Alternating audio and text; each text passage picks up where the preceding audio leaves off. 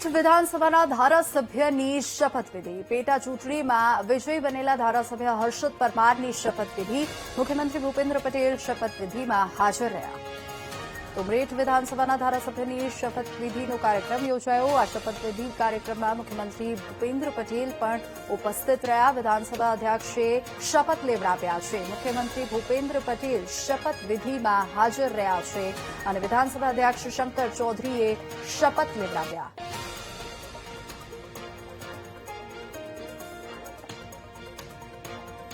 વધુ વિગતો સાથે સંવાદદાતા મેહુલ આપણી સાથે ફોન લાઈન પર જોડાઈ ગયા છે મેહુલ ઉમરેઠ વિધાનસભાના ધારાસભ્યની શપથવિધિનો કાર્યક્રમ શું વધુ અપડેટ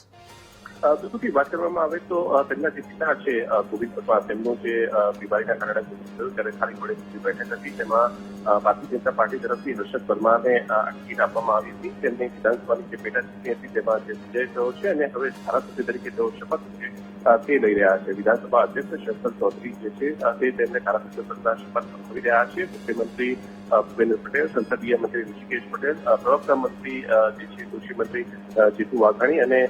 જે દંડક જે છે બાલચંદ્ર શુક્લ સહિતના જે આગેવાનો છે તે ઉપસ્થિત રહ્યા છે તેમને શપથવિધિ જે છે તે અત્યારે પૂર્ણ કરી છે ખાસ જે તેઓ પ્રથમ વખત ધારાસભ્ય જે છે બની રહ્યા છે આ પહેલા તેમના જે પિતા હતા ગોવિંદ પરમાર તેઓ 5 અલગ અલગ ટર્મની અંદર જે છે તે ધારાસભ્ય તરીકે રહ્યા હતા ખૂબ જ સિનિયર આગેવાન હતા અને તેમનું જે મૃત્યુ જે છે તે બીમારીના કારણે હતા બેઠક ખાલી પડી હતી જી બિલકુલ મેહુલ આભાર સમગ્ર માહિતી બદલ